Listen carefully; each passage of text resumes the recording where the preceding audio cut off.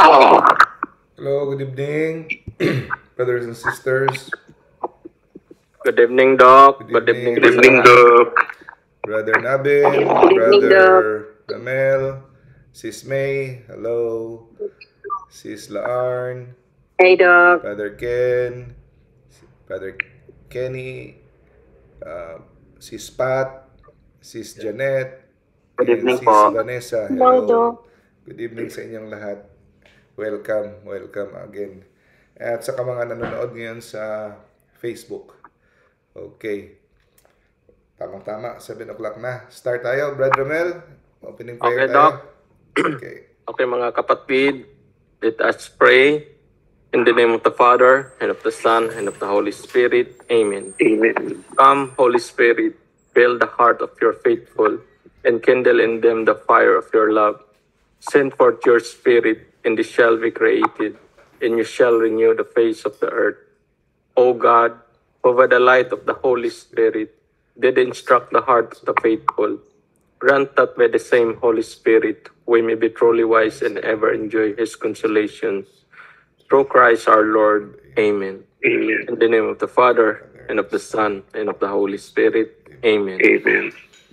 Good evening. Welcome sa ating Wednesday Catechism Lecture. Evening, Doc. Seeking Understanding. Evening, Doc. Good evening. Knowing our faith, no? Okay. So, ngayong gabi, ating tatalakayin itong issue, no? Na I'm sure siguro napapansin niyo rin ito na nangyayari, no? Holy Communion and mortal sin. Ilan kaya ang pumipila, no? I-mute ko muna kayong lahat, ha? Para, no? Okay. So, ilan siguro ang pumipila kada linggo, no? Na nagko-communion na in the state of mortal sin. Example ng mortal sin, yung mga mabibigat na kasalanan na stated sa Ten Commandments, like living together na hindi kasal, engaging sa mga mag-boyfriend o girlfriend, engaging in premarital sex, no? Watching pornography, no? Doing illegal things like selling drugs, using drugs, iniwan mo ang iyong asawa, nagkaroon ka ng relasyon na naman, no? At pagnanakaw, korupsyon, marami pang iba, no? Nanuntok ka, pumatay ka, nanakit ka ng tao, ano pa, etc. etc. Okay. Ang pinaka-common ngayon, lalo na sa mga kabataan, premarital sex. Pinaka-common ngayon, watching pornography. Okay? Kung ano pa dyan. Sins of the flesh. Pinaka-common ngayon. Okay? At saka adultery at living together without hindi na pakasal sa simbahan, sa pare. Okay. Pero, ligid pa dito, very alarming. Ginawa ko itong lecture na ito in response sa marami na ako na-attenan na mga misa sa homily. Okay? Real talk tayo. May mga pare na hindi explicitly sinasabi na okay, pwede kayong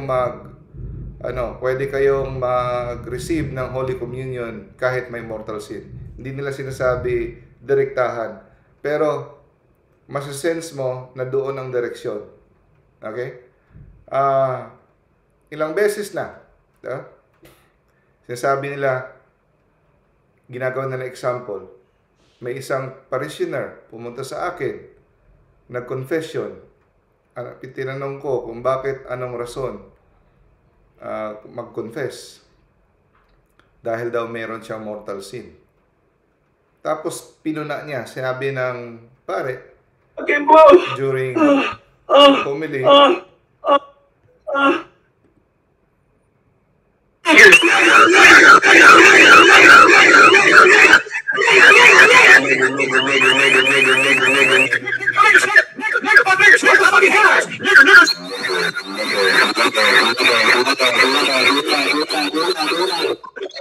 Pasok na. Stop ulit. May nakapasok.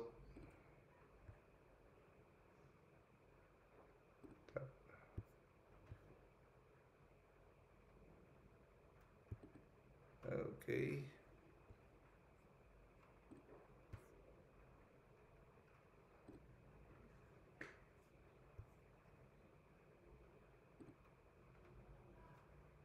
Recording in progress.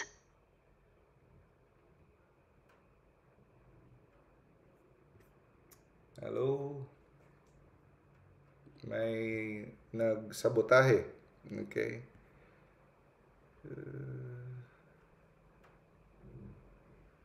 Live stream.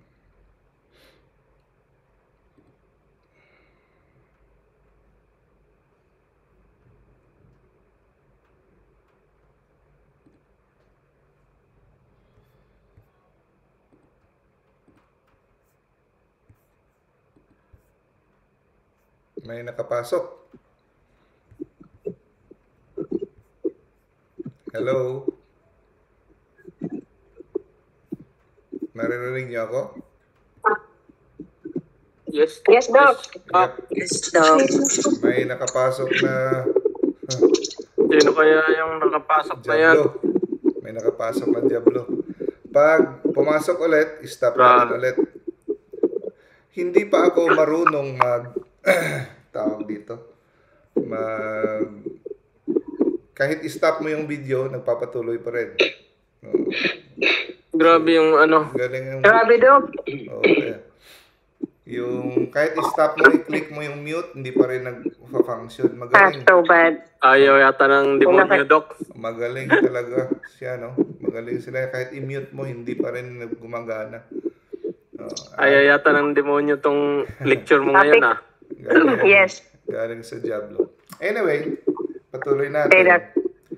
Sige pa, Doc. I-mute ko muna, ha?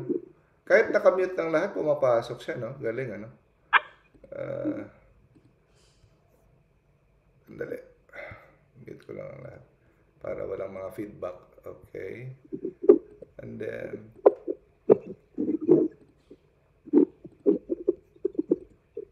Okay. So, nung napunta ako sa Bohol, may isang pare doon na nag-homily na, bakit? Hindi ba pwedeng mag-Holy Communion na may mortal sin?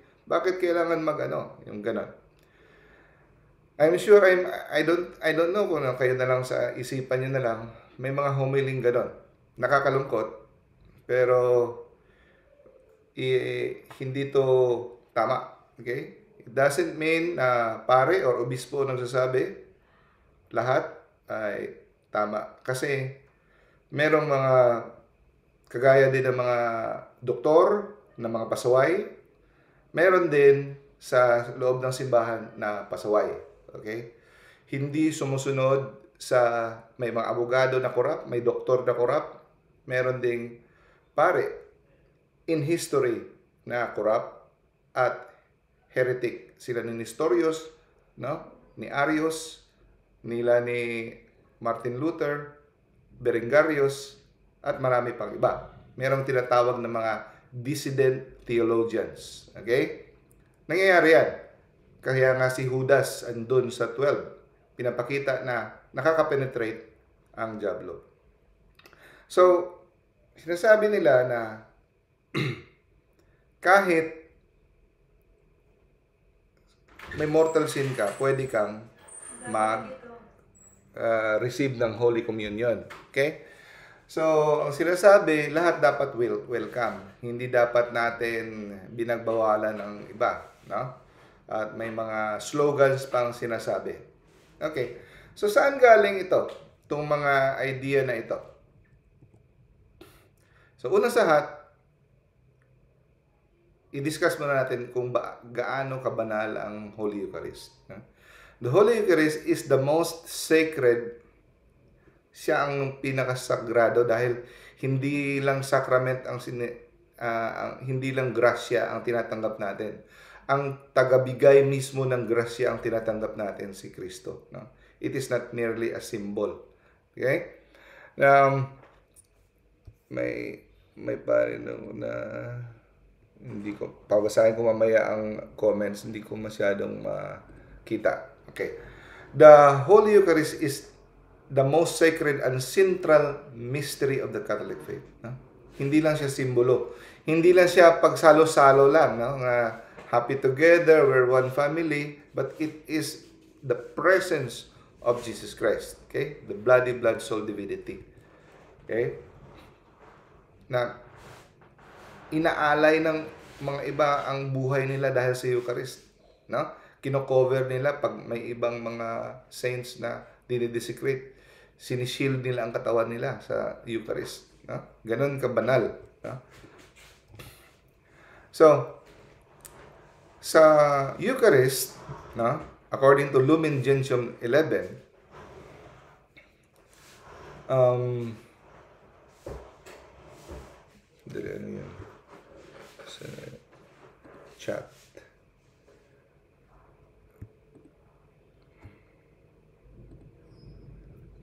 Hindi ko makita. Bakit nawala sa blue up live mo? Okay. Nawala yung live. Sige, ilagay ko muna pala. Pag labas ko, hindi ko na nabalik yung live. Ilagay ko muna.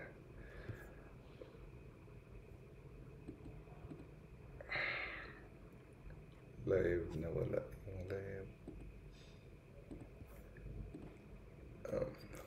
Holy Communion in mortal sin. Okay. Thank you, sis. Buti na lang, hindi ko na balik sa live yung sa YouTube, sa Facebook. Okay, dali lang.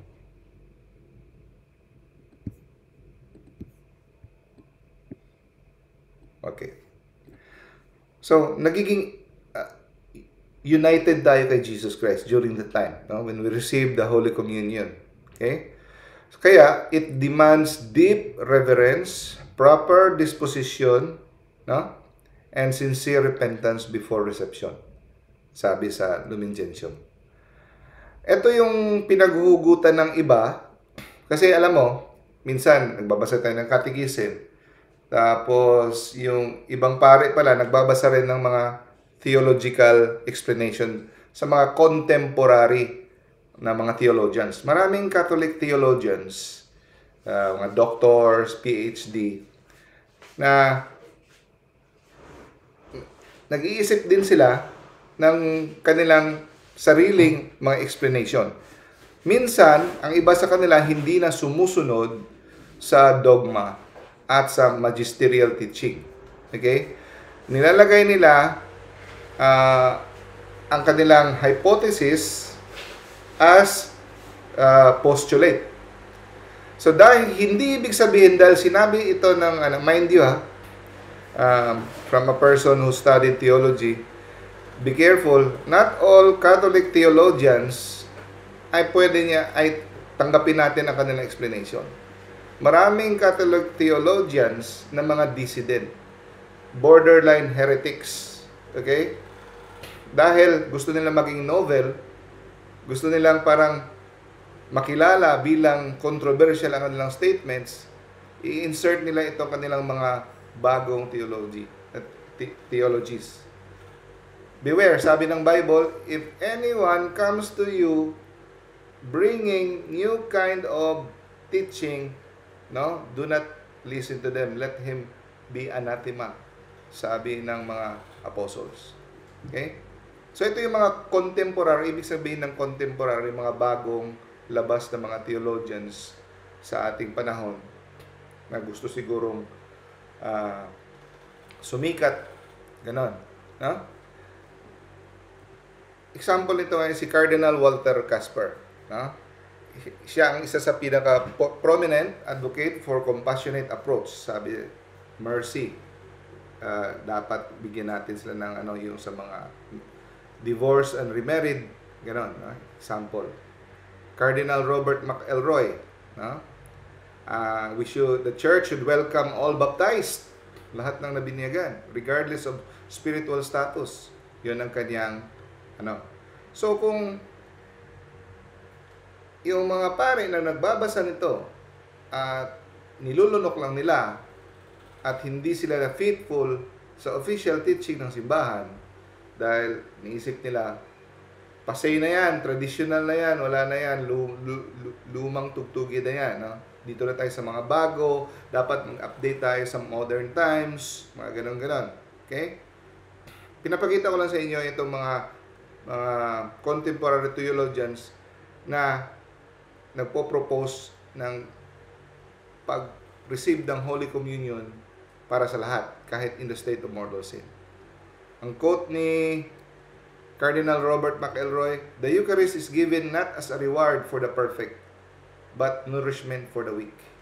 Narinig niyo na ito, sinasabi ng iba, mga slogans. Yung Eucharist, hindi siya para sa perfect.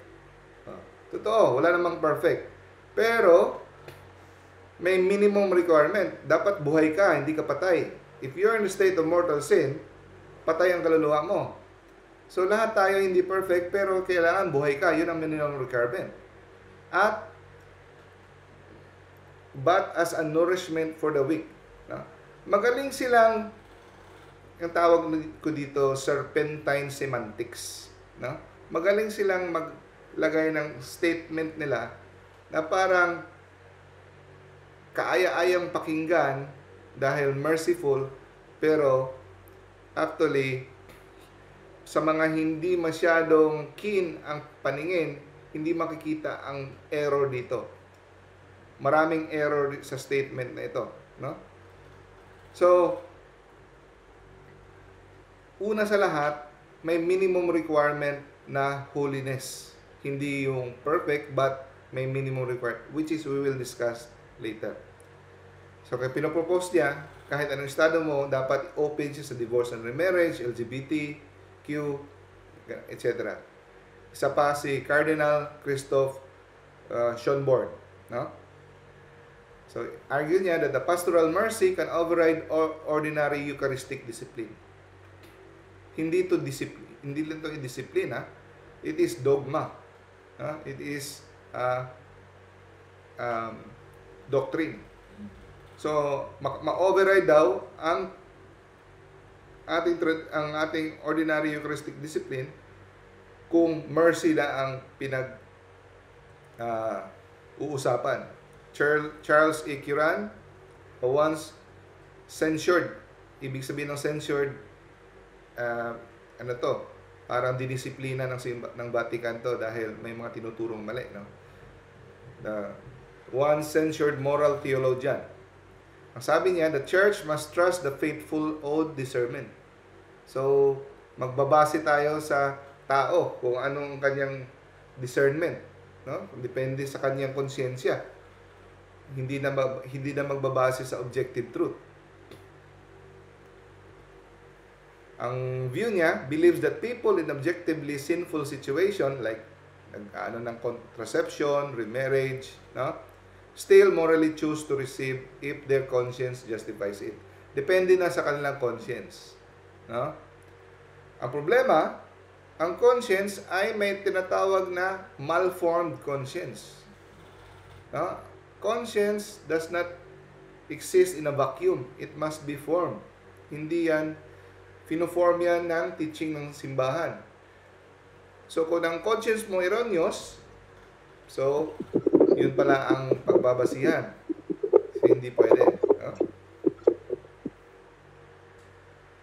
Leonardo Boff. Si Leonardo Boff, isang liberation theologian. No? Ngayon, lumabas na sa simbahan to, nag-asawa. Siya, pinupush niya ang open table sa Eucharist. Sabi niya, to deny communion is to turn the Eucharist into a tool of exclusion. Kasi, para sa akala na iba, so, ang Holy Communion ay parang community meal. Na pag hindi ka nakasali dito, kawawa ka, para kang outcast, no? Parang unfair. bunga yan sa maling pag-intindi kung ano ang ibig sabihin ng Holy Eucharist. So, kontra daw ito sa openness ni Christ. Okay? So, kung pakikinggan mo itong mga dissident theologians na mga ito, parang tama. Kaya, maraming pare, not explicitly but implicitly, kaya nagtataka ka, hindi na pinipreach na huwag muna kayong mag-receive ng communion if you're in a state of mortal sin. At I'm sure yan din ang rason kung bakit hindi na masyado nagpapakonfess kung hindi Holy Week. Diba? Hindi masyadong pinopromote ang confession. Dahil secretly, maraming pare secretly subscribes to this idea na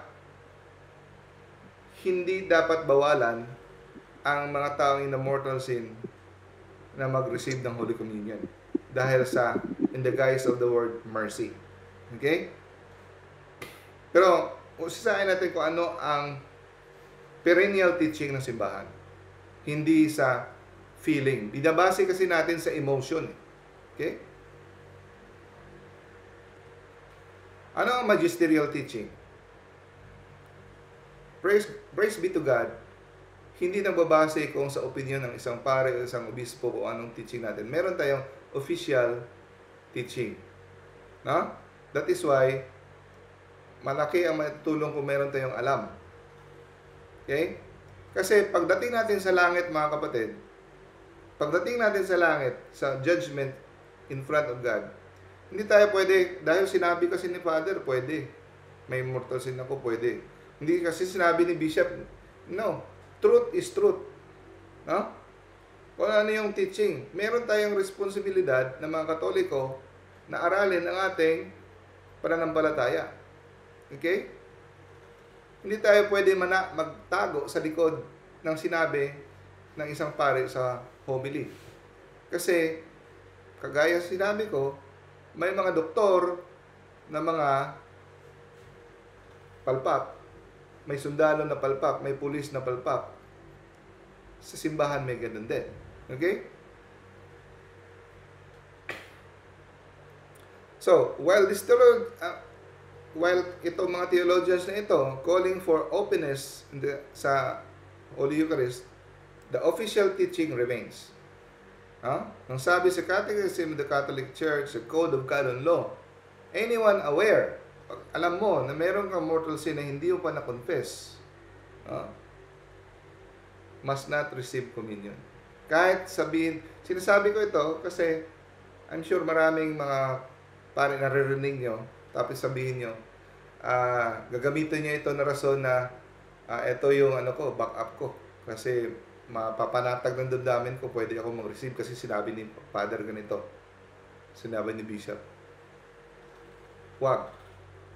That is not the official teaching of the church. Anyone aware of having committed a mortal sin must not receive communion without having received sacrament of penance. Sacrament of penance, hindi yung perfect contrition. Yung perfect contrition, pwede kang mapatawad yung mortal sin mo. Yeah, pwede. Pero, ano yun? Extraordinary way form yun. Ang ordinary form ay sacramental confession. So, kahit wala kang mortal sin dahil sa perfect contrition, kung hindi ka pa nakapunta sa sacramental confession, hindi ka pwedeng tumanggap ng Eucharist. Canon 915 states, those obstinately persevering in manifest grave sin, are not to be admitted to Holy Communion. Biblical foundation. Punta tayo sa 1 Corinthians chapter 11 verse 27-29. Ang sabi ni St. Paul,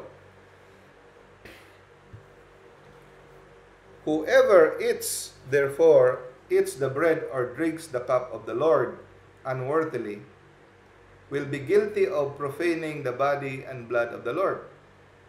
Guilty ka sa pag-profane, profanity. Ginagawa mo siyang ordinaryo, yung banal, di ba? For anyone who eats and drinks without discerning the body eats and drinks judgment upon himself. Nilalagay mo sa hukuman ang sarili mo. Kinukundina mo ang sarili mo. Kaya ano interpretation nito ng simbahan sa biblical passage ni St. Paul? St. Paul, pinawarningan tayo that receiving the Eucharist in a state of grave sin brings condemnation. It brings condemnation to you. Okay? So the early church understood a serious sin that could lead to spiritual death. Nagli-lead to sa spiritual death pag matigas yung ulo natin. Ano sabi sa Catechism of the Catholic Church, paragraph 1385? To respond to this invitation, we must prepare ourselves for so great and so holy a moment. Ang sabi, so great, so holy moment that kung ikaw ay conscious ka na may mortal sin ka, okay, must receive the sacrament of reconciliation. So, ang sabi ng iba, unfair naman. Bakit hindi kami I need God more because I'm in sin. O, tama nga. Mas kailangan mo si Lord dahil in sin ka. Hindi ka naman pinagbabawalan mag-confess. So, ang Eucharist, food for the soul. Ang confession, andyan yan para magpatawad sa'yo, para makatanggap ka. Ano bang hirap doon, di ba? Catechism of the Catholic Church, paragraph 1457. Okay? Ito, magandang slide to. Anyone who is aware of having committed a mortal sin must not receive Holy Communion. Take note. Even if he experiences deep contrition. Kahit ano pa ikaw gumawa ng perfect contrition, nagsisisi ka ng kasalanan mo, gusto mo nang iwanan, pero hindi ka pa nakagawa ng confession sa pare, hindi pa pwede. Kung meron kang mortal sin. Of course, kung wala ka ng mortal, hindi ibig sabihin kada Holy Communion mag-confess ka, hindi ibig sabihin yan. Pag may naalala kang may mortal sin na hindi mo pa na-confess, yun, mag-confess ka. Okay? Nung sabi sa Canon Law 916, a person who is conscious of grave sin is not to celebrate Mass or receive the body. Ano ibig sabihin dito, hindi not to celebrate Mass? Para to sa mga pare.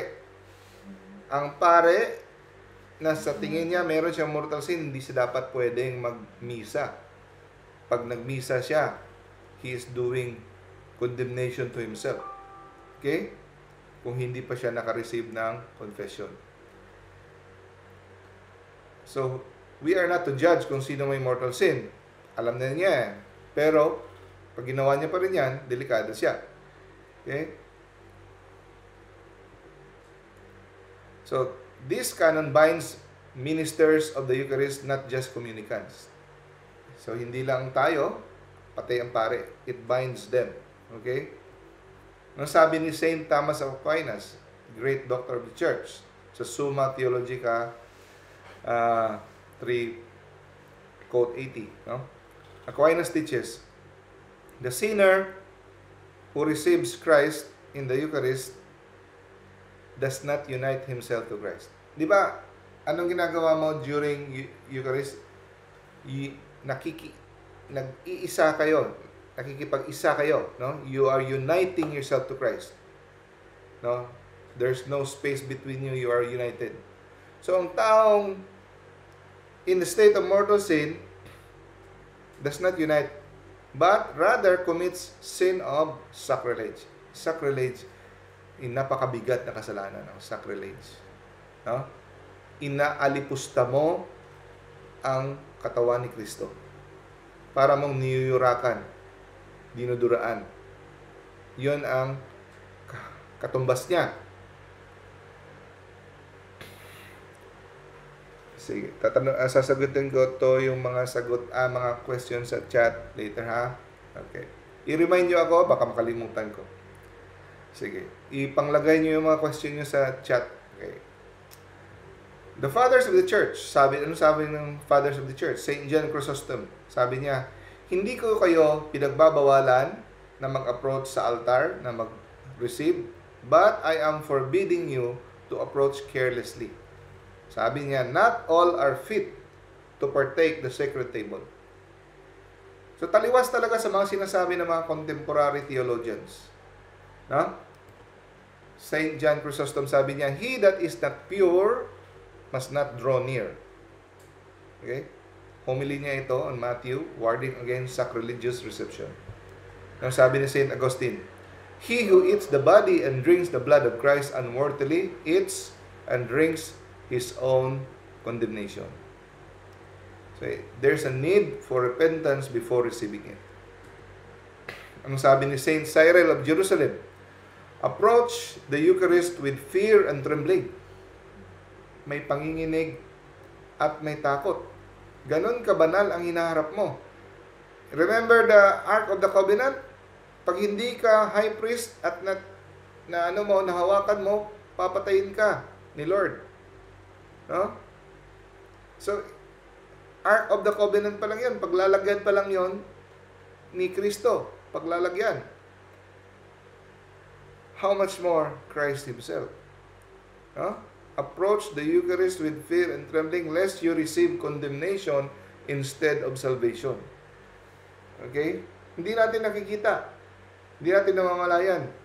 Pero yung pag nag-receive tayo, parang sabihin mo, wala naman nangyayari sa akin. Ganun pa rin naman. Asenso pa rin naman ng negosyo ko. Hindi yan dito madarama. Hindi mo yan makikita dito sa kabilang buhay. Grabe ang naghihintay na parusa. When you receive. Huwag mong ibase ang iyong spiritual condition sa asenso ng buhay mo dito sa mga material. Kasi pwedeng magbigay ng pag-asenso ang dyablo. Kasi siya may hawak ng mga kayamanan. Kaya sabi nga niya, lumuhod ka sa akin, bibigay ko mga kayamanan dito sa mundo sa iyo. Diba? Ano sabi ni St. John Martyr? 66 AD, sabi niya, this food we call the Eucharist, no one is allowed to partake but the man who believes the things that we teach are true. And who is so living as Christ has enjoined. So yung mga namumuhay ayon sa utos ni Kristo at sa mga nabinyagan lamang. So in summary, ang sabi ni St. Justin Martyr, those who are baptized, those who believe the teachings of the church. Kaya nga pag hindi ka nabinyagan, hindi ka pwede. Ibang mga sekta, mga kapatid, mga kaibigan nyo, mag-attend ng misa, tapos mag-confess, mag-receive ng Holy Communion, bawal yan. They are receiving condemnation if they don't believe the teaching of the church. Kaya nga winawarningan, ang iba nagagalit pag winawarningan. Pag nag-announce, yung iba one time si Bishop nag-announce na yung mga ibang sekta na nandito ngayon, hindi kayo nagalit. Bakit daw magsasabi na huwag mag-receive? No? So, pinoprotektahan lang kayo sa sarili niyong condemnation. Okay? And then, ang pwede mag-receive yung who live in accordance with Christ's commands. Okay? Ano sabi sa Council of Trent? 1547. If it be not necessary at all times for all the faithful to receive the Holy Eucharist in the same manner, those burdened with mortal sin must first confess. So ano pa bang klaseng mga katibayan? Balik-balik, no?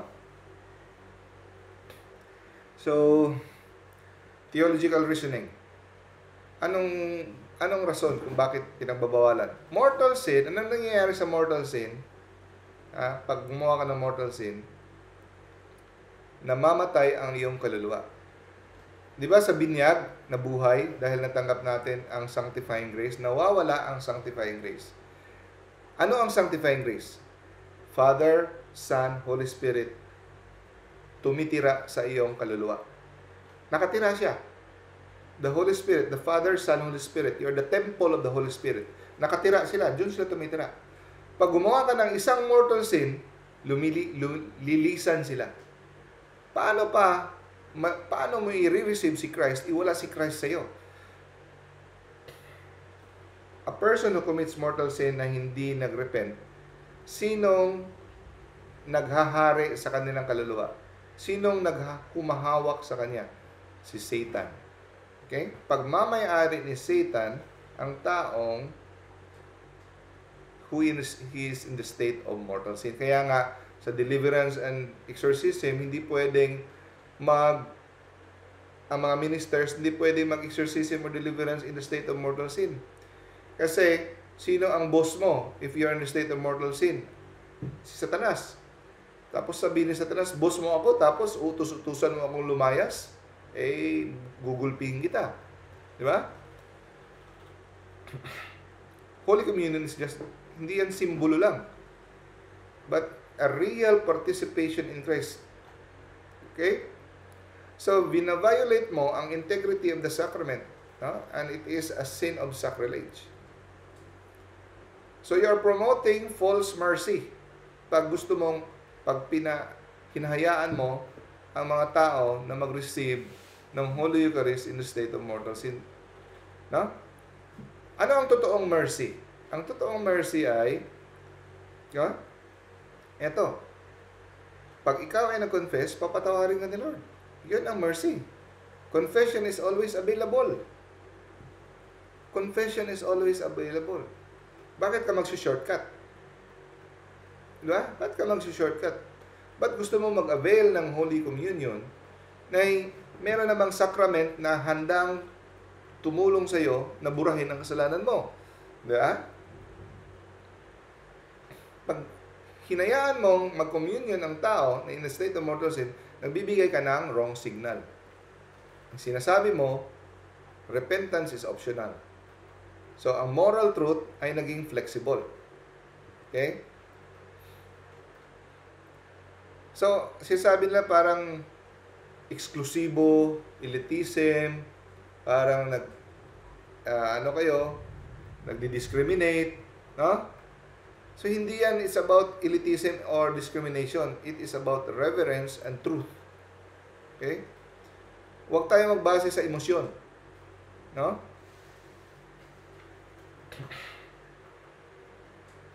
So, to approach the Eucharist is to approach with faith, repentance, and not presumption. Do not presume that it is your right to receive. It is with humility that I am not worthy. Okay? Pupunta pa tayo dyan sa I'm not worthy. Kasi ginagamit din yan na statement ng iba na no one is worthy, kaya pwede tayong mag-receive lahat. Huh? So, anong sagot natin sa mga theologians na ito that pushes for Holy Communion for all? So, it undermines the church teaching on mortal sin. No? Parang binabaliwala natin kung gaano kabigat ang mortal sin. Okay? At pinapairal natin na ang sariling konsyensya ng tao ang mangingibabaw kumpara sa katotohanan na binigay ni Kristo. Okay? Ang katotohanan, mga kapatid, ay hindi nagbabase sa feelings natin. Ito ay ni-reveal, no? Ni-reveal ni Christ sa atin. Hindi ito gawa-gawa ng simbahan.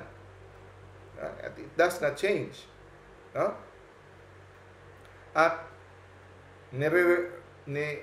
ginagawa nating relative ang sin. No? So, if one is truly in mortal sin, communion does not help. Sasabihin mo,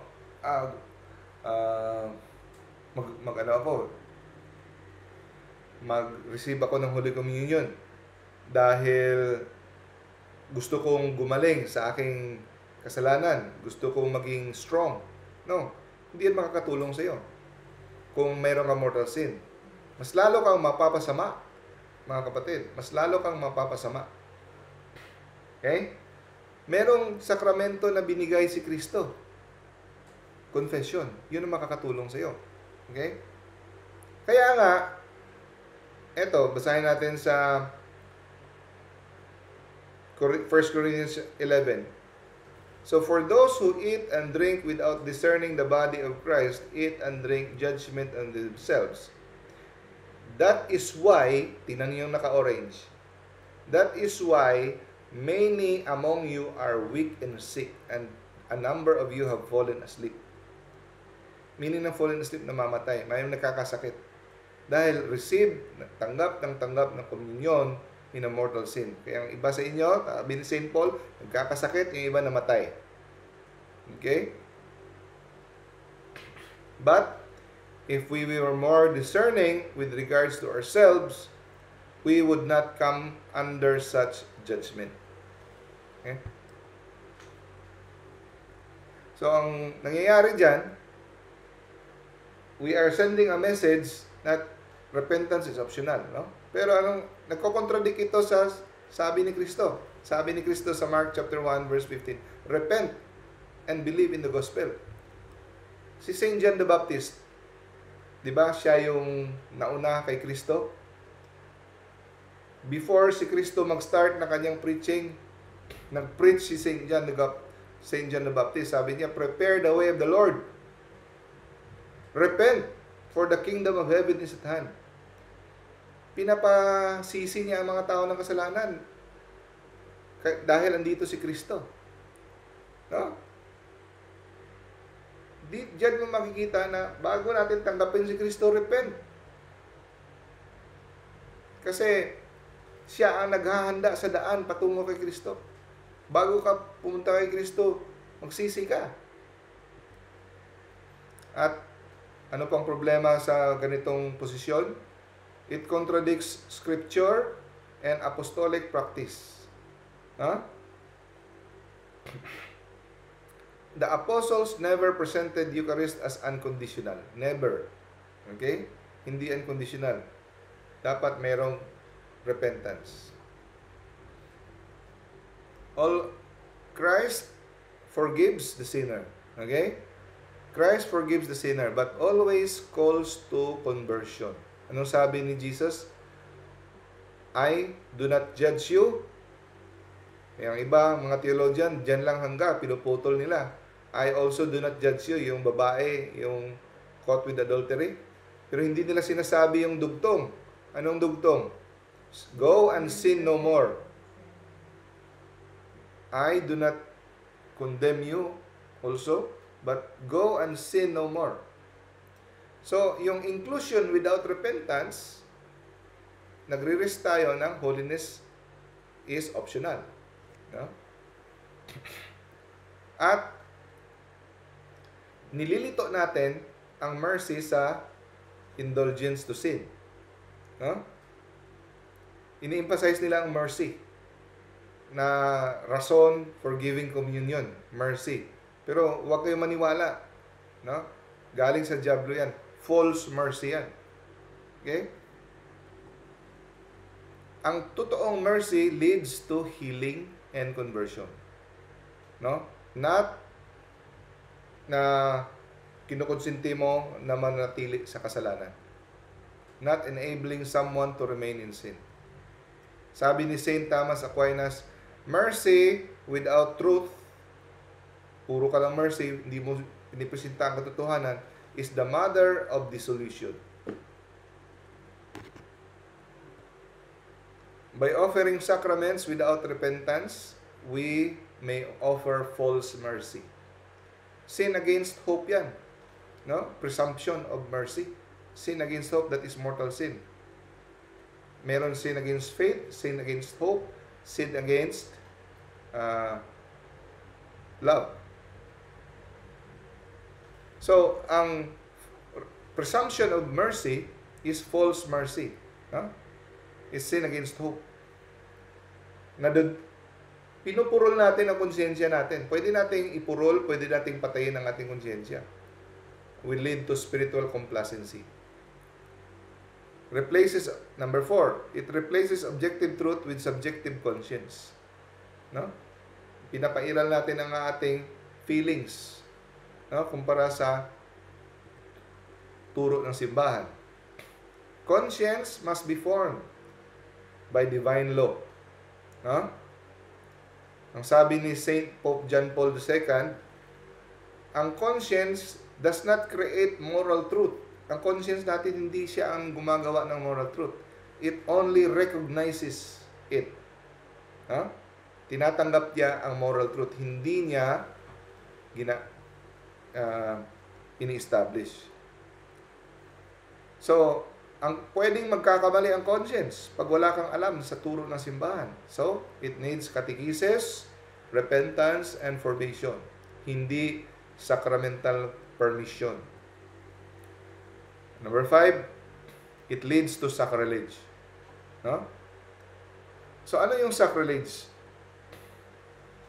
Sacrilege ay ginagawa mong ordinaryo ang isang banal. No? Hindi mo pinagbibigyan ng kaukulaang pagsamba na nararapat sa kanya. Sin against justice. No? So, ang ginagawa natin, hinahayaan natin gumawa ng sacrilege in the guise of mercy. It contradicts canon law and magisterium. Okay? It destabilizes unity and witness of the church. So, pinaghahati-hati natin ang mga obispo. May obispo na in pabor sa pagbibigay ng communion sa mga divorce and remarriage at sa mga immortal sin. May mga sinasabi natin depende sa obispo, depende kung saang simbahan ka. So, ang nangyayari nito ay nagiging divergent. Hindi na one Holy Catholic Church, no? According pa kay Cardinal Mueller, ang nangyari, gumagawa tayo ng de facto schism in practice. Na ang doctrine ay nagdedependa sa lokasyon kung saang diocese. No? Yan ang mangyayari. We have to uphold the truth in love. No? So, we have to welcome sinners. Totoo, welcome natin ng sinners. Wala tayong ini-exclude. But not to the extent that at the expense of truth and the sacraments. No? Ang Eucharist daw, hindi to gamot sa mga taong ayaw gumaling. Okay? Hindi siya symbol ng tolerance for moral disorder. Sa mga taong ayaw gumaling, hindi to gamot. Okay? Sabi ni Pope Benedict XVI sa Sacramentum Caritatis, the Eucharist is the sacrament of the redeemed, not the unrepentant. Okay? Ano ba nangyayari sa mortal sin, mga kapatid? Ganito. Example, may pornography, X-rated. Okay? Tinutukso ka manood. Tapos pinanood mo. Ang nangyayari dan, hindi mo sinasabi na ayaw ko na sa iyo, Lord. I hate you, Lord. Hindi mo sinasabi. Pero, ganun ang katumbas. Kasi pinagbabawalan ka kasi nakakasakit sa Panginoon at ginawa mo pa rin. Ganun ang katumbas. Pinapatay mo ang iyong kaluluwa. Lilisan ang Santissima Trinidad. Nawawala ang sanctifying grace. Yun ang sabihin. Namamatay ang kaluluwa mo. Okay? So, sinasabi nila, pastoral, dapat pastoral tayo, fatherly tayo. Yeah, charity, pastoral love. Yeah, totoo. Pero hindi ibig sabihin na pastoral tayo ay i-excuse natin ang kasalanan. No? It accompanies the sinner towards, dapat yung pagpastoral tayo, sasamahan natin ang makasalanan patungo sa repentance and renewal. Hindi yung hayaan mo, sige, okay ka lang.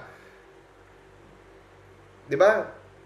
Parating yung naririnig sa ibang mga message na kahit sino ka pa, kahit ano ka pa makasalanan, mahal ka ni Lord. Di ba? Tapos sa mga nakikinig, nagiging kampante tayo, okay lang. Kahit ano ka makasalanan, mahal ka ni Lord. Yeah, totoo. Mahal ka ni Lord. Pero ang hindi nila alam, kahit mahal ka ni Lord, ang tanong dyan, are you pleasing to God? Kasi ang mga taong kahit nasa impyerno, mahal pa rin ni Lord. Kasi hindi mawawala ang pagmamahal niya. Pero, ano bang warning ni Jesus? Manatili kayo sa akin. Remain in my love. Sino yung nananatili sa kanyang pagmamahal? Remain in my love. Those who do the will of my Father are the one who remain in my love.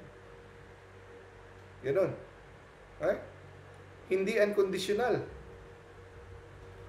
Kasi kung totoo yan nga, kahit anong gagawin mo, once saved, always saved, para ka ng protestante.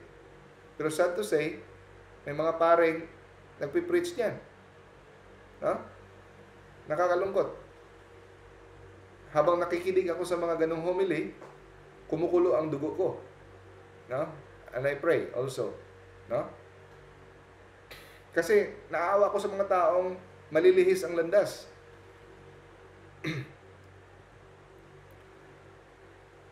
Ito yung mga kwento ng mga saints, lives of the saints, na sa mga taong papatotoo, sa mga taong nagre-receive ng Holy Communion in the state of mortal sin. Si Saint Jean Vianney, may gift siya kay Lord na nakakita siya ng spiritual condition ng mga tao. Pag may mortal sin, nakikita niya na may black spot sa noo ng mga tao. Nakikita niya. Pag may nakita siyang black spot sa noo, alam niya may mortal sin ng tong tao to. Pag pumipila, binubulungan niya. Huwag ka munang mag-receive. Mag-confess ka muna. Sinasabihan niya. Ha? Binubulungan niya. Huwag ka munang mag-receive ng Holy Communion. Okay? So, hindi niya kinokondemn ang mga taong to. He is not condemning them, but protecting them. Pinoprotect nila ni Saint Jean Vianney ang mga taong to para hindi sila makondemn. Because dinadagdagan mo ang kasalanan mo ng sacrilege, no? Tuwing communion ka na may mortal sin. He is actually safeguarding them. Sabi ni Saint Jean Vianney, a soul in mortal sin carries a terrible burden. If you receive Jesus in this state, it is as if you crucify Him again in your heart. Huh? So, nakikita niya as black spot, no? Nawala kasi ang sanctifying grace. At ang sabi ni Saint Thomas Aquinas, a soul in mortal sin is spiritually dead. Patay ka. Okay? Patay ang spiritually dead ka. Okay? So, paano ka ma-unite kay Christ kung patay ka? Gaya ito. Kita itong picture na to.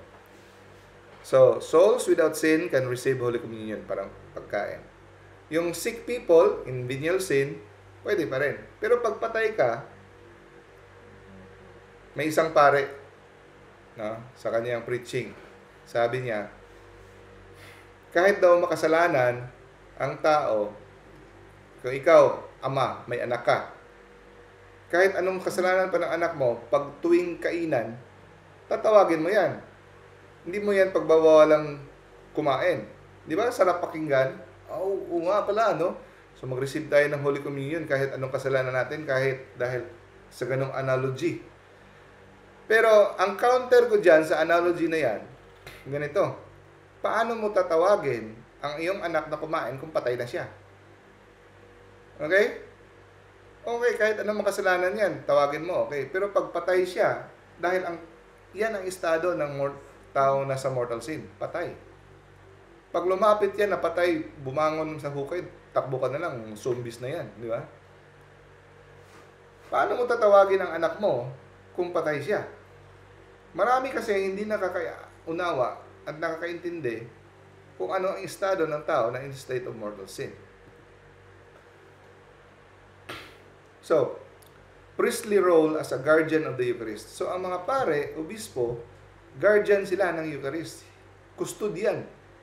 Sila ang nagsisafeguard ng sacraments, hindi indiscriminately giving to anyone. No? So, Saint Jean Vianney is not judging the heart as God does, but responding to a supernatural charism para ma-prevent ang sacrilege. Dalawa ang pine-prevent niya. hindi magkasalanan, hindi magkasala ang tao, at pinoprotektahan niya rin ang dignity ni Christ na hindi mayuyurakan. Ha? Okay, number 2 example, Saint Padre Pio. Si Saint Padre Pio, nakakakita rin siya ng mga taong may mortal sin. No? Padre Pio was known to read souls. Pag may pumipila na may mortal sin, tinatanggihan niya. No? At tumatanggi rin siya ng absolusyon sa mga taong nakikita niya hindi totoong nagsisisi sa mga kasalanan. Okay? So, once he rejected a woman from receiving Holy Communion because he had not confessed, meron isang mortal sin na hindi niya sinabi. Sinadya niya. Hindi sabihin kasi nahiya. No? So, na-shock siya kung bakit siya tinanggihan. No? Sabi ni Padre Pio, you must first go to confession. Jesus must not enter a soul where Satan reigns. So, ano ibig sabihin? Ang taong in the state of mortal sin, ang naghahari sa kanyang kaluluwa ay si Satanas. Okay? Ganun kabigat. Okay?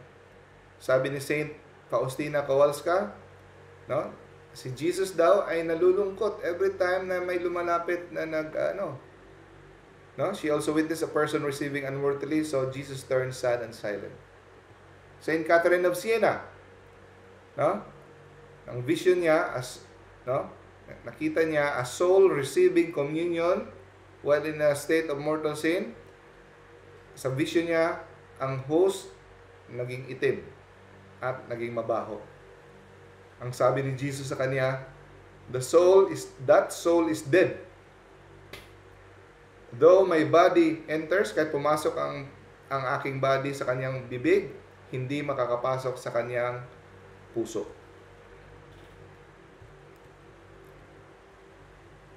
So, bakit napaka-dangerous? It is a sacrilege. No? Ano bang sacrilege? Consists in profaning or treating unworthy the sacraments. Okay? Number 2, it adds mortal sin upon mortal sin. No? Dinadagdagan mo lang ang mortal sin mo. Sabi ni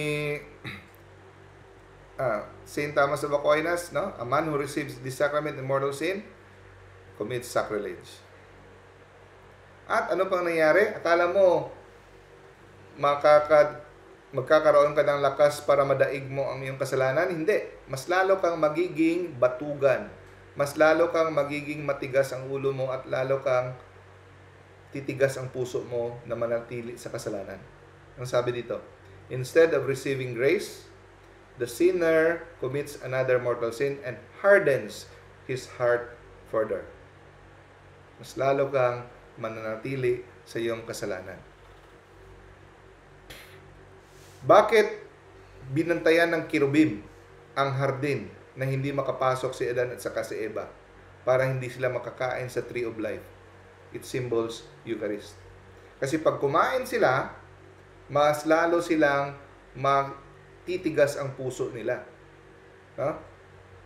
Okay? You will go to eternity in that state, potentially closing himself to future conversion. Kaya mga taong parating nagko-communion in a state of mortal sin, mahirap silang baguhin kasi mas matigas ang kanilang puso. Mas kinukondina nila ang kanilang sarili. Number 3, because it violates the purpose of the Eucharist. Anong purpose ng Eucharist? Pagkain. Sino bang kumakain? Buhay lamang. Hindi patay.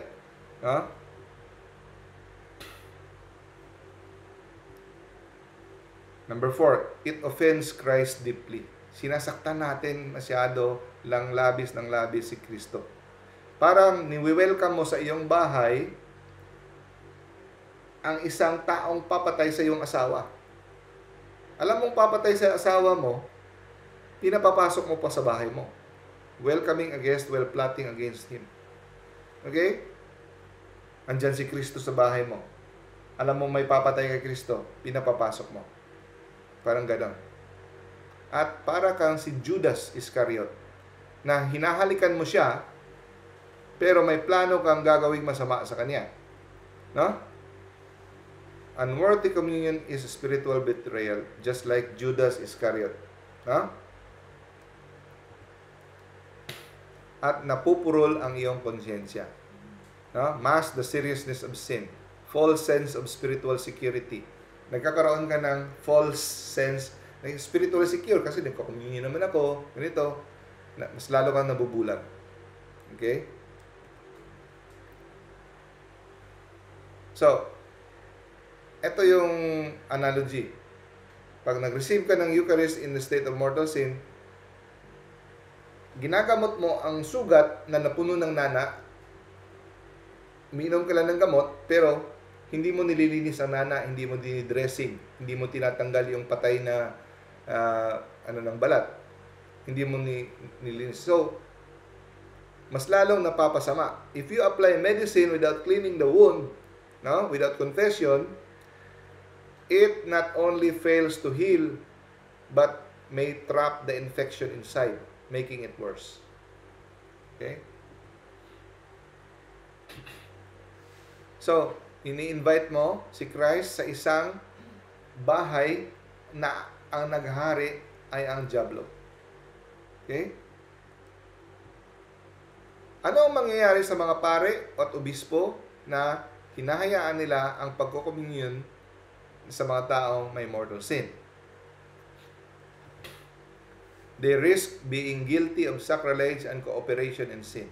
Canon 915, inoobliga ang mga pare at sa mga obispo to withhold, tanggihan ang communion for those sa mga obvious na nabubuhay sa mortal sin. Kagaya ni Biden, na po-promote ng abortion, dapat tinatanggihan yan. So, may isang bishop na matapang, tinanggihan niya talaga si Biden, President Biden, promotor ng abortion. No? So, pero ang pare or bishop na alam niya pero ini-ignore niya, nagiging guilty siya, complicit.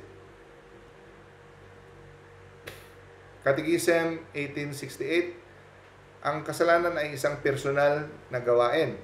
Pero meron tayong responsibilidad sa kasalanan na ginagawa ng iba kung tayo ay mag-cooperate dito.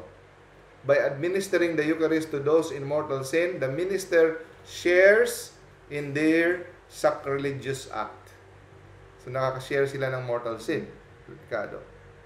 Sabi ni St. John Chrysostom, the priest who allows an unworthy person to approach the Holy Communion becomes guilty of that man's sin and Christ's body. Kasama ang guilty ang pare. Okay? So, ang sabi ni St. John Chrysostom, sabi niya, if someone in sin comes to communion, drive him away. For you are a minister, not a servant of man. Huh? So, ang mga pare na natatakot to offend people than offending God become traitors to their office. Sabi ni St. Thomas of Aquinas, the priest who knowingly administers communion to a person in mortal sin commits a grave sin of scandal and sacrilege. St. Cyril of Jerusalem, let no one communicate with the body of Christ unless he is pure. Priests will be held accountable if they admit the impure. Okay? Ganun din. Pareho din sabi ni St. Francis of Assisi. No? If a priest is unworthy, even the devils will carry him to hell for every abuse of the body of the Lord. Okay? Kada abuse sa body ni Lord, mismo ang diablo ang magdadala sa kanya sa impyerno. Sabi ni Blessed Anne Catherine Emmerich, no? I saw many souls of priests, nakita siyang maraming kaluluwa ng mga pare na napunta sa impyerno because they allow sinners to receive unworthily without admonishing them. Hindi siya nagwa-warning. No? Ang sabi sa Council of Trent, as to the reception of the sacrament, it has always been the custom of the Church of God that no one conscious of mortal sin, take note, how contrite soever he may sin. Kahit ano pa siya kung tingnan mong nagsisisi, very contrite, hindi siya, unless pumunta siya sa sacramental confession. No? At sabi niya, a priest who defies this violates the church tradition and endangers the soul. Nilalagay niya sa pahamak ang kaluluwa ng tao. Okay, misleading claims versus Catholic truth. Anong claim number 1? God is merciful. He would never deny anyone communion. Sabi ng misleading to ha. Anong sagot natin? Catholic response. Yes, God is mercy, but He is also truth and justice. His mercy always calls us to conversion. Yun ang mercy niya. Tinatawag tayo for conversion, not confirmation in sin. Go and sin no more. Yes, the Eucharist is not a reward, true, but it is also not a right without repentance. Okay? False claim number 2, no one is worthy. May narinig din akong pare na nagsabi, wala namang we are not all worthy. Diba? Karapat dapat, wala naman talaga tayo, sino ba, kahit ano. Totoo yan. No? No one is worthy anyway, so let's not make people feel excluded. Yan ang rason nila dahil wala namang worthy. Anong response natin dyan? This is a half-truth, twisted error. It is true that none of us is intrinsically worthy, but Christ makes us worthy through the sanctifying grace. Totoo, walang worthy sa atin, yan ang ibig sabihin yan. Pero si Kristo ang gumagawa sa atin kung nagiging worthy tayo kung meron tayong sanctifying grace. Pero kung wala kang sanctifying grace, no? Hindi pwede. Okay? So, kung gamitin natin itong logic na ito, murderers, unrepentant, adulterers, and apostates should be welcome to the altar. Okay? Mocking the Eucharist. So, ang bunga ng mentality ito, dahil no one is worthy, sacrilege becomes normalized. Conscience, pinupurol natin ang conscience. People remain trapped in sin, falsely, thinking they're okay. The reverence of the Eucharist collapse. And faithful priests are marginalized. Yung mga totoong, mga sincero na mga pare, magiging marginalized sila. At magkakaroon ng confusion sa simbahan. So, anong totoong mercy? Mercy calls sinners to repentance. Mercy forgives those who confess. Mercy heals the contrite, not the obstinate. Yes, totoo yan. Jesus welcome niya lahat ng sinner. Pero hindi niya hinayaang manatili sila sa kasalanan. Okay? So, when priests or bishops offer communion without calling for repentance, they act not as shepherds, but as hirelings. Hindi sila totoong mga pastol, kundi sila ay mga binayaran lamang na tagbantay. Ha? Prophetic warning from church history. Sabi ni Archbishop Fulton Sheen. They will say, we must be merciful. But it will be the evil mercy of Pilate. Parang mercy ni Pilato, Poncio Pilato, who allowed the crucifixion of the truth. No? Merciful nga, pero hinayaan mo i-crucify ang katotohanan. Okay. At saka may nagsasabi din, di ba sa misa, I confess to Almighty God, to you my brothers and sisters, that I have sinned through my fault. So pag sinabi mo yan, wala na, nag-confess ka na. Okay? No. Ang tawag dyan, general confession during Mass, does not forgive mortal sin. Okay?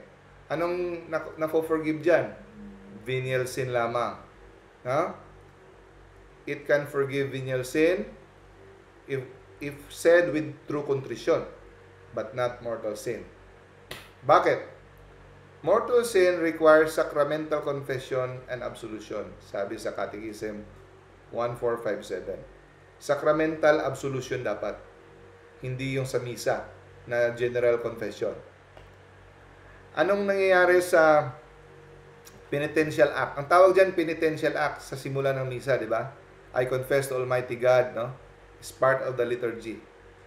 Walang personal admission of specific mortal sin na nangyayari. Walang act of contrition, walang absolution, walang seal of the sacrament. So, hindi mo siya matawag na sacrament of confession. Only a valid sacramental confession, no, with contrition, confession, can restore sanctifying grace lost through mortal sin. Okay? Anong nangyayari sa penitential act sa misa? Forgive venial sins, but does not remit mortal sin. Piniprepare niya ang soul to receive worthily the sacred mysteries. Yun lang. Sa mga taong in the state of sanctifying grace. Next. Katapusan. Di ba, before communion, sinasabi natin, Lord, I am not worthy to receive you, no? But only say a word and my soul shall be healed. No? So, nakakaano ba yan?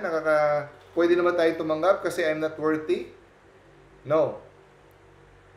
The phrase does not override confession. No? Ang sinasabi dyan sa Lord, I am not worthy to receive you, but only say a word and my soul shall be healed. It is an expression of humility. Okay? Pagpapakumbaba na sinasabi mong kahit anong banal mo pa, kahit kasing banal mo pa si Saint Benedict, Saint Dominic, ganon, sila, tinatanggap nila na hindi sila karapat-dapat pa rin. Okay? Hindi siya rason for an exemption for repentance or substitute for confession. No? Ang sinasabi sa Matthew chapter 8 verse 8, Lord, I'm not worthy that you should enter under my roof, but only say the word and my soul shall be healed, is an liturgical echo of the centurion's faith. No? Na sinasabi niya, no one is worthy by their own merit. Sa sarili ko lang, hindi ako karapat-dapat. No? Pero hindi ito nagsasabi na hindi na kailangan ang pagsisisi ng mortal sin sa pan. So, eto, napaka-importanting slide ito. Huwag niyo kalimutan ito, napakaganda. Ang unworthiness ay dalawang klase. Ha? Again, yung hindi karapat-dapat, dalawang klase. Ontological at saka moral. Ang sinasabi dito sa before the Holy Communion, yung sabi ng centurion, I'm not worthy, yan ay example ng ontological unworthiness. Ang ontological unworthiness meaning is walang kahit sino worthy of God because we are creatures. Okay? We are creatures and God is divine. All of us are not worthy. Yan ay ontological. Ontology means yung ating being, kung sino tayo. Ang dalawa, ay pangalawang unworthiness ay moral unworthiness. So, ito yung morality natin. Magkaiba yan. No? So, sa mga nagsasabi na we are all unworthy, kaya pwede tayong walang alam tungkol sa ontological at saka moral unworthiness. So, pag ikaw ay mortal sin, you are moral unworthy. Morally unworthy. Okay? So, it is spiritual death. So, a soul that is in mortal sin is the one who persists in rebellion. Okay? So, conclusion. True humility leads to confession and repentance. No one is worthy anyway, so it doesn't matter, is a lie. No? That is a lie. Yes, we are all unworthy, but those in mortal sin must be first reconciled. Kailangan ma-reconcile muna before they can be morally worthy to receive Christ. Okay? Ang sabi ni Pope Francis, okay? Si Pope Francis na ito nagsabi, if you are in the state of mortal sin, you cannot receive Holy Communion. So ano, ka-counter pa mo pa si ang Pope, nasasabi na you cannot receive Holy Communion. Okay? So, sasagutin ko muna tong chat. Titingnan ko yung mga chat. Okay.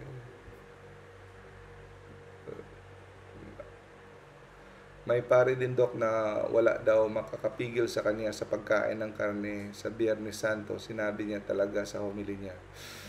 Okay, kakalungkot. So, basahin kong malakas. May nag-chat dito. May pare din, Dok, na wala daw makakapigil sa kanya sa pagkain ng karne sa Biyernes Santo. Sinabi niya talaga sa homily niya. May isa din dito, chat. Doc, bakit nawala? Yung up live. Okay, yun na. Next is, paano po kung hindi mo sure kung na-confess mo na yung sin na yon at bigla po naalala, i-confess po ba ulit kahit parang feel mo na i-confess mo na ito noon?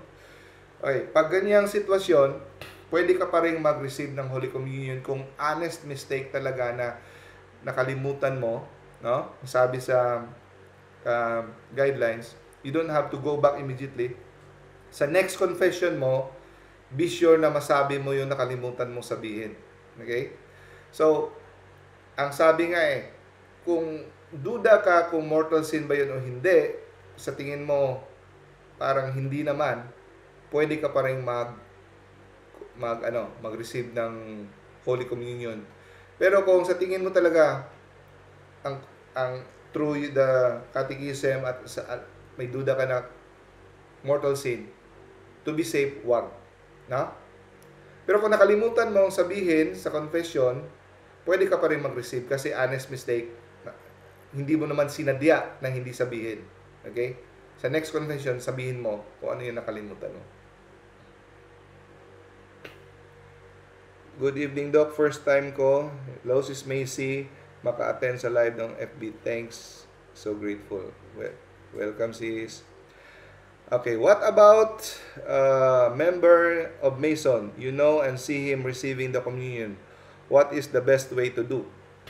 Hindi naman pwedeng lahat ng makasalanan lapitan mo. It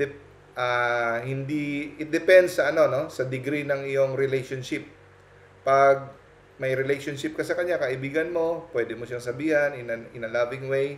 Pero kung hindi kanya kilala, hindi bagay na lapitan mo lang siya kung baka magugulpi ka, no?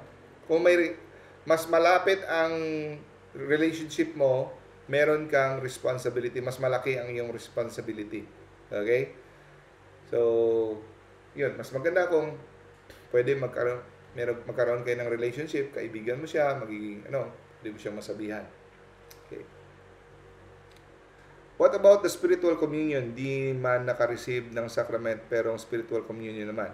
Okay, ang spiritual communion, for example, hindi gusto mong nagsisimba ka kada araw. Okay? So, lahat tayo ini-encourage na magkaroon ng spiritual communion every day. So, gusto mong magsimba kada araw, gusto mong mag-communion, pero hindi dahil may trabaho ka. Linggo ka lang maka-receive ng communion. So, every day, you do a spiritual communion. Okay? Malaki ang grace na matanggap mo. Halos magkaparehas ang kanyang grace ng spiritual communion. Okay? So, ang spiritual communion ay para yan sa mga physical impediments na hindi ka makapunta dahil malayo, andun ka sa laot, o ganon. Pero pag may mortal sin ka, kailangan ka pa rin gumawa ng confession, no? Or kung hindi ka makaroon ng sacramental confession, gumawa ka ng perfect act of contrition. So si Lord lang nakakaalam kung wala ka ng mortal sin, kung natanggal na bang mortal sin mo, at bumalik na bang sanctifying grace mo pag gumawa ka ng perfect act of contrition. Kasi walang pare, wala nagsabi na I absolve. Pero kung sa tingin mo gumawa ka na ng perfect act of contrition, pinagsisihan mo ng kasalanan mo, pwede kang gumawa ng spiritual communion. No? Kasi hindi ka pa pwedeng tumanggap ng sacramental communion dahil hindi ka pa nakagawa ng sacramental confession. No? For the meantime, na hindi ka pa nakagawa ng sacramental confession, mag-sacramental communion ka muna. So, before ka gumawa ng sacramental communion, gumawa ka ng perfect act of contrition. Okay? Paano yung naalala mo yung kasalanan mo pero mahiya kang sabihin? Hindi excuse yan. Okay? So, may isang kwento sa isang saint na isang seminarista na naimpyerno. Dahil hanggang namatay siya, hindi niya talaga nasabi dahil nahiya siya. You ask the Holy Spirit for courage na bigyan ka ng lakas na masabi mo. Huwag ka mag-alala, hindi mag-judge ang mga pare. The more sinful, the more sin you give, no? The more they will think highly of you dahil nakita nila yung humility mo. Never sila mag-judge. Huwag ka mahiya. No? Hindi sila mag-judge sa'yo at hindi rin nila sasabihin sa iba. Okay. Good evening, Doc. Paano sabihin sa tao na huwag kang mag-receive ng Eucharist kasi meron siyang mortal sin para hindi siya ma-offend? Okay. Maraming paraan. No? Ikaw na ang mag-isip. Ask the Holy Spirit to guide you. Pero ang general principle lang in a loving way, sis, Brad, yan ang turo ng simbahan. Okay? Just in case na hindi mo alam, nito. I'm not judging you. I'm doing this to protect you and as a sign of my love. Sabihin mo, no? So, yun ang turo ng simbahan, just in case, no? Hindi mo alam. Tapos sabihin niya, so may mga pagkakataon na kahit anong loving way mo pagkasabi, they will take offense. So, wala tayong magagawa dyan, no? Pero wag mong sabihin na para kang parisiyo. Okay? Sabihin mo in a loving way. Okay? So, ikaw, bibigyan ka ng wisdom ni Lord paano mo sabihin. Okay? Okay. Hi, Doc. Tagal ko na po hindi nakapag-attend dito dahil every Wednesday po ang exposure sa Blessed Sacrament. Okay lang. That's good. Patuloy mo yan, sis. Exposure ng Blessed Sacrament sa aming parish. That's good. Good evening, Doc. Kung liwat ang mortal sin, gina-confess ko man, pwede bang saan na yun? Confess, pwede bang mag-communion? Yeah, as long as you confess. Kahit hindi maganda na inuulit-ulit natin, pero unlimited ang forgiveness ni Lord. No? So, huwag ka mahiya. For example, if you watch pornography, you confess, and then you fall again. Don't stop. Confess again. Kahit ulit-ulit. Pero warning lang, no? Huwag nating abusuhin. Kasi hindi natin alam hanggang kailan ang buhay natin. Okay? If we die in the state of mortal sin, hindi tayo nakapag-confess, hindi tayo pagsisi. So, pero don't surrender. I'm not judging you. Ako, ilang beses akong 100 times siguro during sa panahon ng ka-immoral ko. Ilang beses ako nahuhulog, paulit-ulit. No? Thank God. Na binigyan ako ng victory ni Lord. Ganun. Huwag ka mahiya. Confess again, bangon ulit, kahit paulit-ulit, bangon ulit. The mercy of God is unlimited. Okay? Pero bibigyan ka na ng victory in the future. Kasi every time you confess, binibigyan ka ng grace na magiging strong. Magiging strong. Tapos, mabibigla ka na lang, natigil na. Okay? Doc, yung na-confess mo na pero nag-confession ka ulit na naman, same sin. Yan. Ganun pa rin yung same message, same sagot. Okay? Okay. God bless. You always, Sis Del. Okay. How many times can we reach the Eucharistic Lord in a day? Ideally, isang beses, pero pwedeng dalawa. Oh, dalawa maximum. Mas maganda kung isa, pero maximum dalawa pwede. Okay. Okay. So, thank you sa inyo mga mga question at sa pag niyo dito, pagtiyaga niyo dito sa Zoom. I-roll call ko ulit ang mga nagtiyaga dito. Sis or Brad Catholic. Brother Harry, hello. Sis Earl. Sis Ellen, hello. Sis Josefina, hello. Brother Ken, Sis Larn, Sis May, Brother Sis Mavic, Sis Maki, Sis Monet, Brother Naven, Brother Ramel, Sis Sarah Orosio, Sis Cheryl, Hello, Sis Doc. Del, hello. Sis Janet. Okay. So, thank you for Sis Mavic, ikaw mag-closing prayer, Thank you, Sis Doc. Mavic. Thank you din, Sis Vanessa. Okay, thank you, Sis. Sis Mavic, short prayer lang. Closing prayer. Okay. Ako po, Doc. Okay, ikaw, Sis. Hello, salamat, Doc. Yun lang po ang dito. Was person to replace Buddha's spirit. One of the apostle.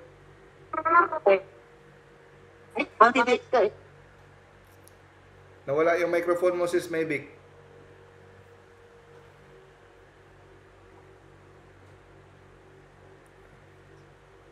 Doc, ako po ba yon? Ikaw. Okay po. Una po sa lahat, Doc, ako po yung matagal na hindi nakapag-attend dito kasi every Wednesday po yung exposure ng Blessed Sacrament. And then meron po akong work sa hapon, so every morning lang po talaga yung available ko para makapag-adoration. And then, before kasi adoration, Doc, merong mass at 8 a.m. Eksakto talaga, Doc, Tama. 8 a.m. mass, and then after that, adoration na. Kaya, Okay. yun lang po kasi meron pong funeral ngayong umaga. So, i-message po ako ng minister na wala pong adoration ngayon. Pero mamayang hapon siguro after funeral meron po. Okay po, Doc. Start na po tayo. In the name of the Father, and of the Son, the Holy Spirit. Amen. Lord Jesus, maraming salamat po sa napakagandang lecture na ito na ibinigay mo po bilang wisdom na ibinahagi po sa amin ni Doc Teaching.